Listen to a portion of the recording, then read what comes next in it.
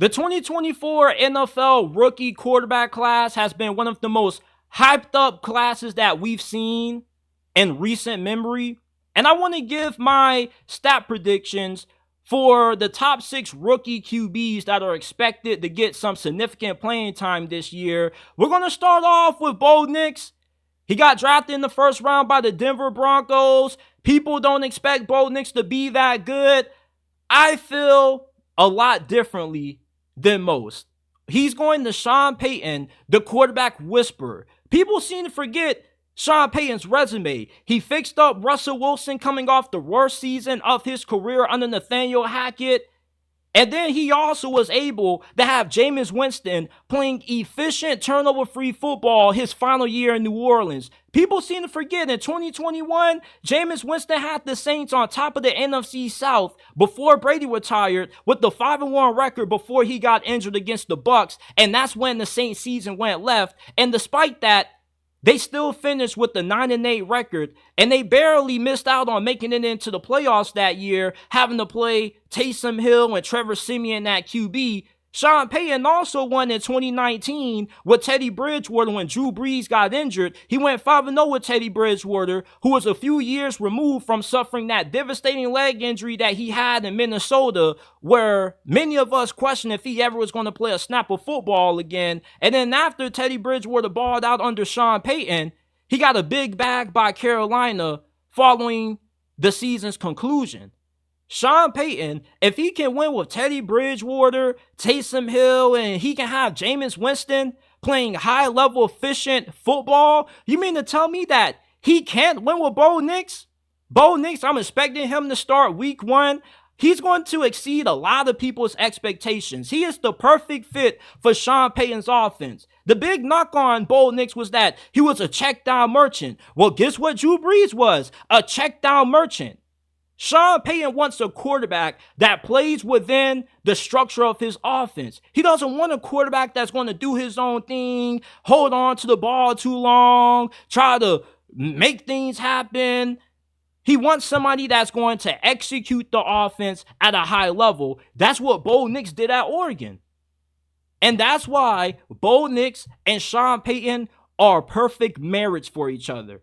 I see him throwing 25 touchdowns, only 7 interceptions because he was really good taking care of the football at Oregon. He has a lot of experience.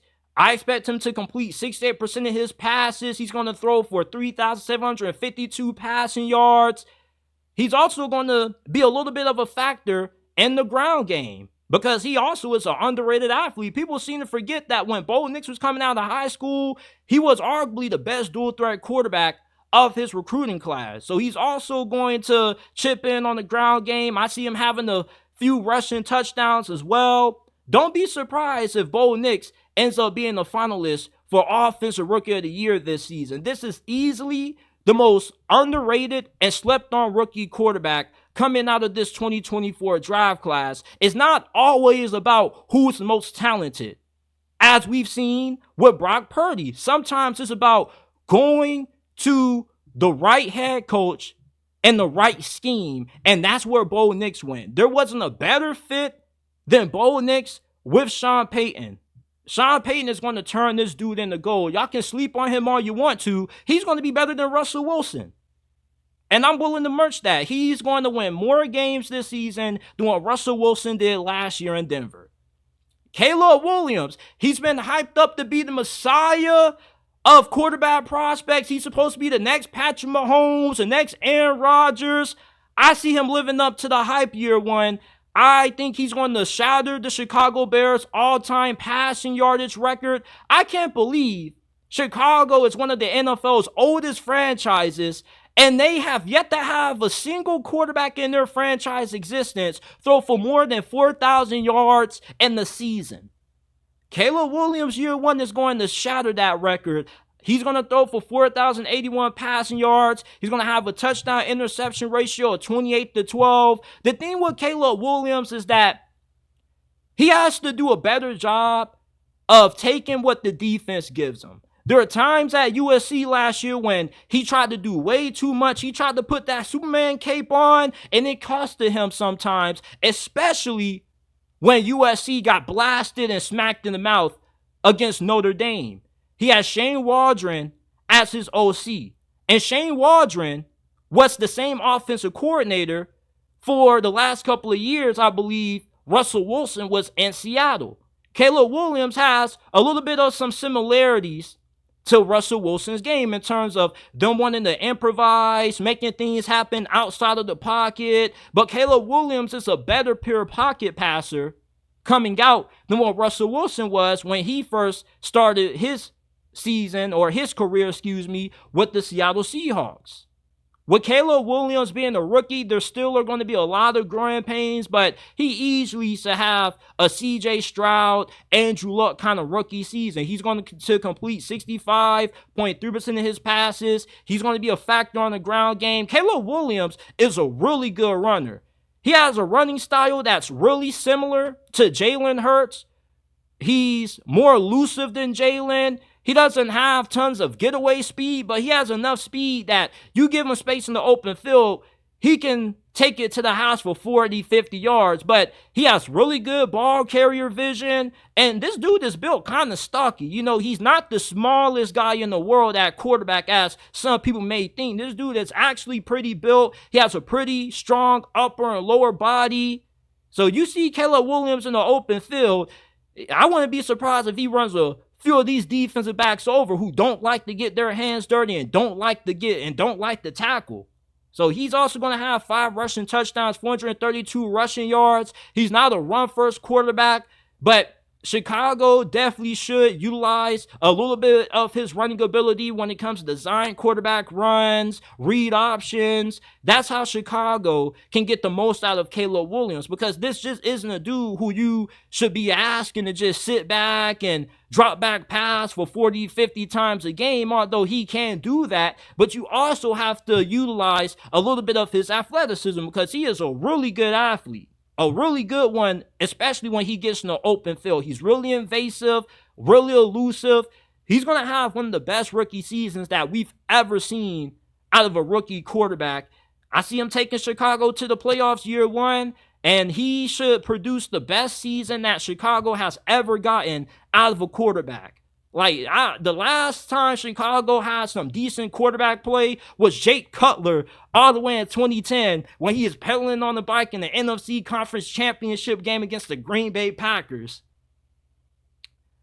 Drake May, I don't see him starting out the gate week 1. I do believe that the Patriots are going to honor their word and they're going to roll with Jacoby Brissett for the first couple of weeks. But New England has one of the worst rosters in the National Football League this year. They got a very young offense. Their offensive line doesn't look good. The receiving core isn't that good neither. But they have some young guys that I really like, especially my guy Javon Baker out of UCF. But the reason why I don't feel confident about Drake May being able to have a good rookie year when his number does get called to start is because Alex Van Pelt isn't a good offensive coordinator. The only time he's called plays during his tenure in the league was with the Buffalo Bills in the late 2000s, and they had one of the worst offenses in the league that year. He was their OC. He never called plays with the Cleveland Browns. Kevin Stefanski did. I don't really have a lot of faith in that Patriots coaching staff. Drake May has all the physical tools to be one of the best quarterbacks in the game, but just mentally and from his footwork, he needs a lot of work. I don't think he's ready to go out there and start at any point this season. And by you throwing him out there, you're basically saying our season's over and we just need to get this young man some reps and some experience so he can have something to build on going into 2025. I think the touchdown interception ratio is going to look really nasty, 9-8. He'll probably complete under 60% of his passes. Now, he is going to have some big time runs on the ground because he is a really good athlete. He has a lot of similarities to Josh Allen. As a matter of fact, when I was watching his film, when he was playing at UNC, I called him Baby Josh Allen because that's exactly who he looks like going into his rookie year. He looks exactly like Josh Allen going into year 1 coming out of Wyoming for the Buffalo Bills. And we saw that Josh Allen, his rookie season, it was hard to watch at times. I think we can see the same thing happening to Drake May. If New England had a better offensive coordinator, somebody who was more proven, who had a little bit more better respected credentials and rep around the league, I would feel a lot more confident about him succeeding. But I just don't see it with him having a good rookie season. I think if he ends up having to go out there and struggle, it's going to look really ugly. And I see him probably getting the starting nod around midway through the season, around Thanksgiving is probably where we're going to start seeing Drake May get significant action. Jayden Daniels is a huge wild card because he could be really good this season and lead Washington to the postseason, and he also could be a little tough to watch also. His film at LSU is a little bit all over the place. He's a really good deep ball thrower, especially when he's throwing the ball outside of the hashes. Washington does have a pretty good group of wide receivers. You got Terry McLaurin. You got Jahan Dotson, who should have a bounce back year this season. And Jayden Daniels, luckily enough, even though he got drafted by a defensive-minded head coach, you got Cliff Kingsbury, who is a pretty respected offensive mind in the league.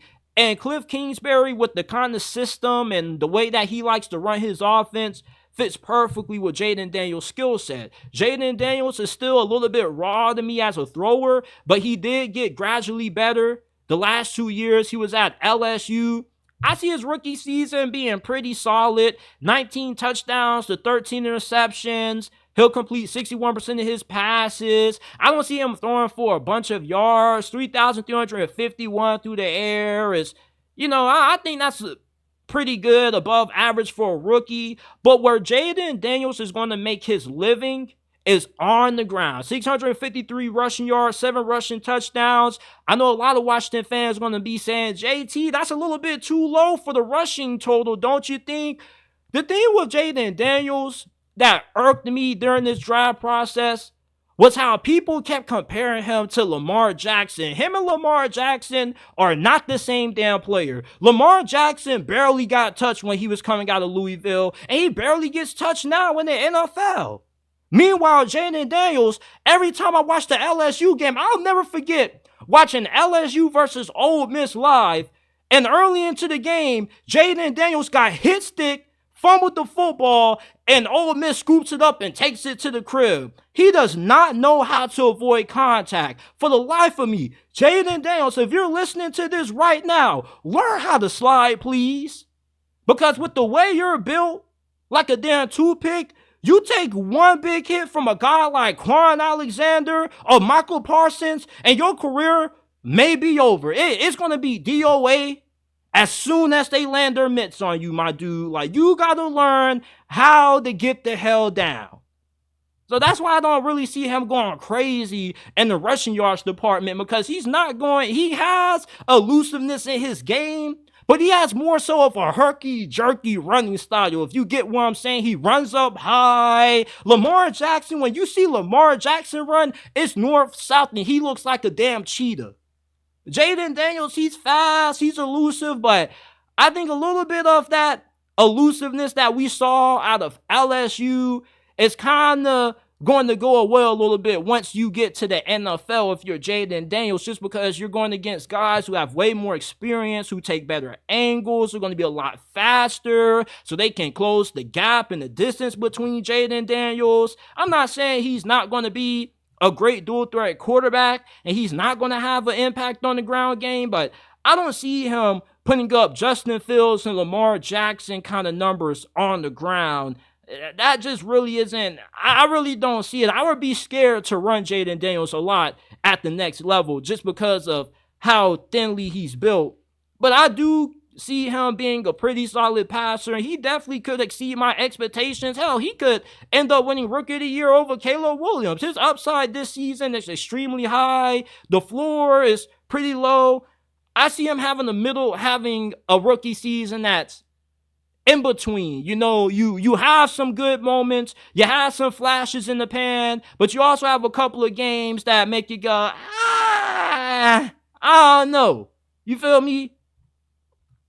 JJ McCarthy, regardless of the tickets that the Minnesota Vikings are trying to sell everybody about Sam Darnold having untapped potential.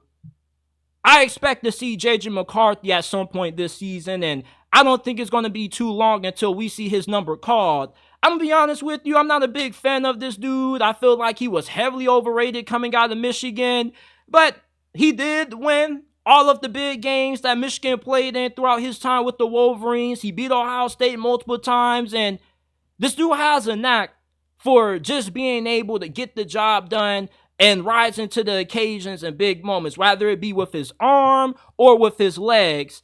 He's going to one of the better offensive minds in the league in Kevin O'Connell, and he has probably the second best supporting cast out of all the rookie quarterbacks this year. You think about Caleb Williams and who he's going to be throwing to. Think about J.J. McCarthy.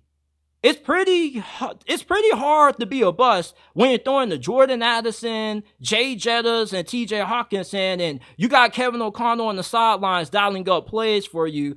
I think his rookie season is going to be pretty solid once he gets his number called. He is going to have some mistakes because I don't think he's the best when it comes to reading defenses and going through his progressions, but he has pretty good mechanics. He throws from a pretty good and sturdy base. He's a really good athlete. He's somebody that doesn't really look to run a lot, but if you call his number on some design quarterback runs, he definitely has a good amount of athleticism where he can do damage on the ground for you. And he's a really tough son of a gun. This is somebody who isn't going to hesitate to put his shoulder down, to get a first down for you, or who's going to put his body on the line to get a touchdown for you, potentially diving over the top.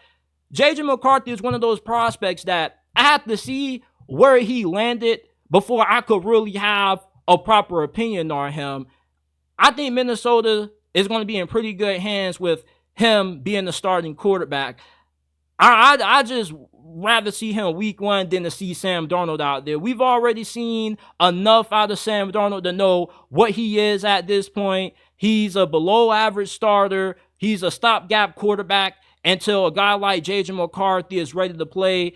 Expect to see J.J. McCarthy early this season once Sam Darnold ends up stinking up the joint. And lastly, I got Spencer Rattler. I expect to see him get some playing time this year because Derek Carr is the definition of fragile luggage, handle with care. It's not about can he stay healthy. It's about when he's going to get injured. Sam Darnold, he probably isn't going to have a lot of leeway to make mistakes. Derek Carr, he has a little bit of leeway, but at the same time, if he ends up not playing that good and he just continues to be a check down machine late in the season when the Saints season is over, if it's over, we definitely could see Spencer Rattler out there. I definitely could see Mickey Loomis telling Dennis Allen, hey, we're not in the playoff chase. Why are we still rolling Derek Carr out there? Let's see what we got in Spencer Rattler. Spencer Rattler was my 5th ranked quarterback coming out of this class. I felt like he was incredibly underrated. He had some character issues that lowered his draft stock, but I had a early 2nd round grade on him. He had some really good tape last season at South Carolina. It was hard to evaluate him properly because their offensive line was absolutely terrible. It's like every time the dude dropped back, he was running for his life back there, but he has a pretty good arm. He has enough athleticism where he can run around and extend some plays, but I still think that he still is pretty raw. If you start him, he's going to have some moments where he looks good, but he's also going to have a couple of interceptions, some turnovers there. I could see him being a little bit of a better version of Drew Lock. And with the New Orleans Saints probably bringing in a new coaching staff, most likely next year, maybe the new head coach comes in there and they say, you know what? I like what I saw out of Spencer Rattler during his rookie season because 6 touchdowns, the 7 interceptions in 5 games, I don't think is awful. And he does have some nice wide receivers. You got Raheem Shaheed, you got Chris Olave. The offensive line might not be that good, but I think Spencer Rattler, if you throw him out there late in the season, he can make some plays. He'll also have some mistakes out there. So this is it for my 2024 NFL rookie quarterback stat predictions. Let me know what you guys think about them down in the comment section down below. Leave your stats predictions as well. I would love to hear how good you feel these rookie quarterbacks are going to be.